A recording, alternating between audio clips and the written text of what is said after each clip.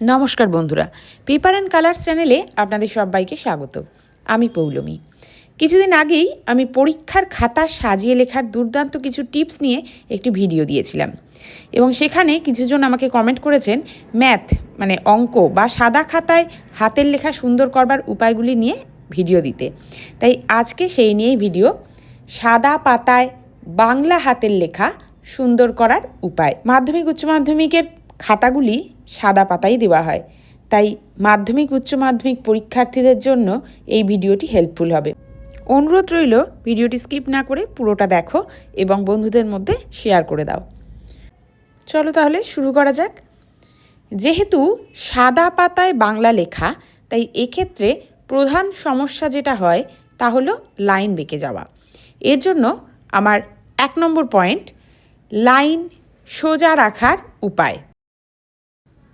প্রথম, সাদা পাতায় যেহেতু কোনো লাইন টানা থাকে না, তাই চোখের আন্দাজে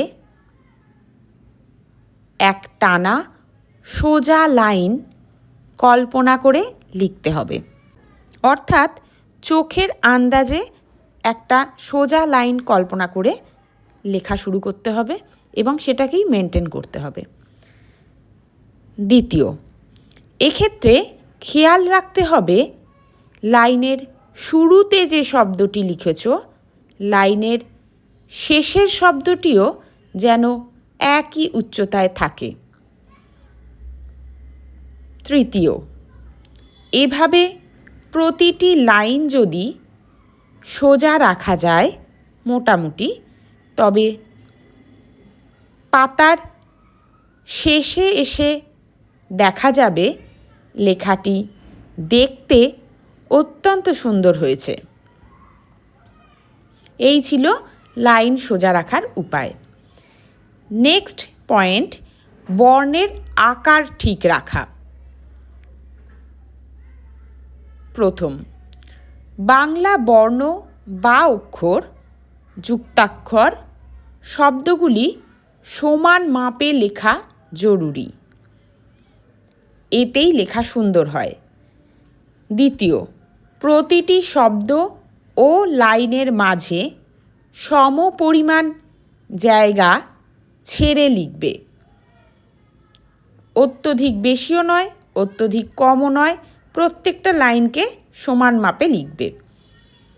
তৃতীয়, প্রতিটি অক্ষরকে পূর্ণতা দাও, অর্থাৎ অর্ধেক লিখে বা মাত্রা না দিয়ে পরের অক্ষরে চলে যাবে না, সম্পূর্ণ লিখে পরের শব্দে যাও।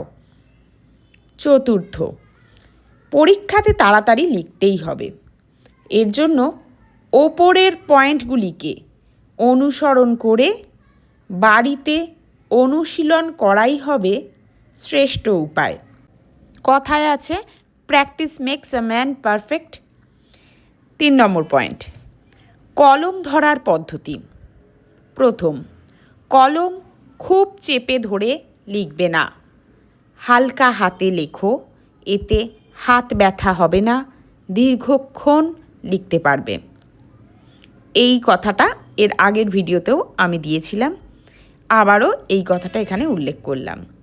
দ্বিতীয়, কলমের একদম গোড়ায় নয়, আঙুলের অবস্থান হবে কলমের গোড়া থেকে 1.5 থেকে 2 সেন্টিমিটার দূরত্বে। দেখো, আমি এখানে স্কেল দিয়ে মেপে তোমাদেরকে দেখিয়ে দিচ্ছি পেন কতটা দূরত্বে ধরবে। 4 নম্বর পয়েন্ট, খাতা রাখার পজিশন।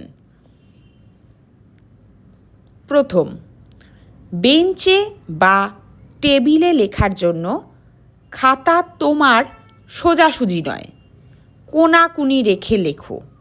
অর্থাৎ যারা ডান হাতি বা যারা বাম হাতি, তাদের হাতের সমান্তরালে খাতাটি রেখে তারপরে লেখা শুরু করো। দেখো, আমি এখানে আলাদা করে একটা ক্লিপস দিয়ে দিয়েছি, সেখানে ঠিক এই পজিশানে ধরো খাতাটাকে রেখে লিখবে। দ্বিতীয়, সমতল জায়গায় খাতা রেখে লিখবে। অনেক বেঞ্চে উঁচু নিচু বা পেরেক থাকে, সেগুলোকে অ্যাভয়েড করো, বোর্ড ব্যবহার করো। খাতার নিচে কাগজ বা অন্য পাতা নয়, ডাইরেক্ট বোর্ডের ওপরে রেখে লেখো। তৃতীয়, খাতার দুদিক খুলে রেখে নয়, যেদিকে লিখছো না সেই দিকটা মুড়ে রেখেই লেখো।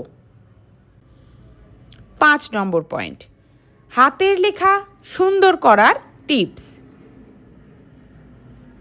প্রথম, সুন্দর হাতের লেখার জন্য বর্ণের স্পষ্টতা খুব জরুরি।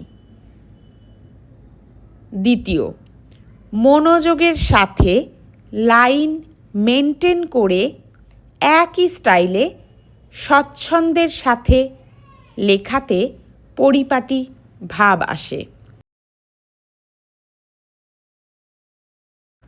তৃতীয়, সুন্দর হাতের লেখার জন্য প্রতিদিন 10 মিনিট এভাবে অভ্যাস করতে থাকো।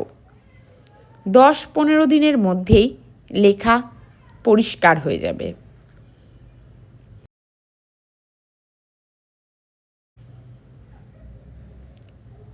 6 নম্বর পয়েন্ট, মনে রাখতে হবে।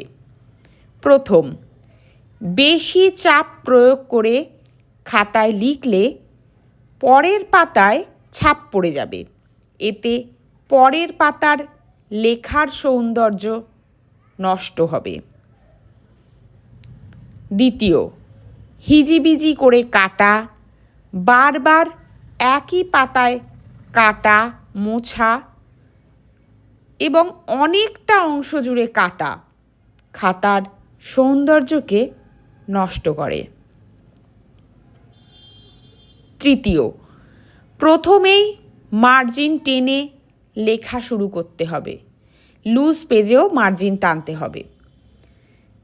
চতুর্থ, চিত্র, টেবিল, ছক এগুলি তৈরি করার সময় স্কেল ব্যবহার করো, হাত দিয়ে লাইন টেনে ছক তৈরি করবে না। পঞ্চম, লুজ পেজে লেখার সময় পেজের নিচে খাতা বা পাতা কিছু রেখে লেখো, এতে পেজটি ফুটো বা ছিঁড়ে যাবার সম্ভাবনা থাকবে না। ষষ্ঠ, নতুন পেনের কালি নয়, পেনের কালি আগে থেকে ঘষে স্মুথ করে পরীক্ষার হলে নিয়ে যাও।